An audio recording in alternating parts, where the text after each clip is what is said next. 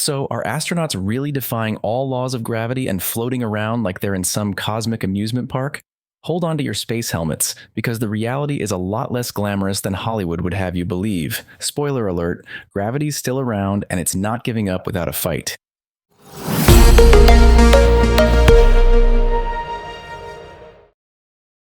First off, let's blame Hollywood. Thanks to sci-fi movies and space documentaries, most of us think space is some magic anti-gravity zone where everyone floats around like they're on some celestial bouncy castle. The term zero gravity is catchy and sounds cool, but it's also as misleading as those weight loss ads with spray-on abs. Let's dive into the real star of the show, microgravity.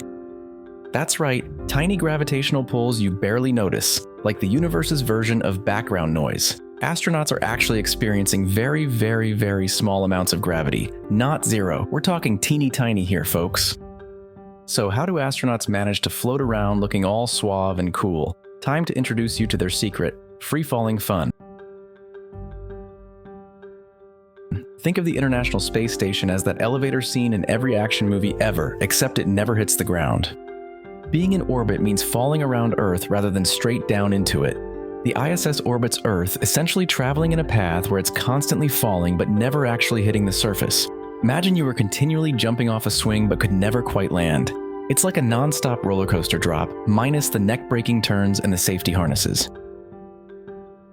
Now imagine everyday life in space. Eating, sleeping, and all the messy fun of zero-gravity living. Sleeping in space means strapping yourself to a wall in a sleeping bag, because floating into your co-pilot's face at 2 a.m. is generally frowned upon. Eating is its own circus act with food packets, drinks in pouch form, and the risk of a floating burrito becoming a rogue satellite inside your cabin.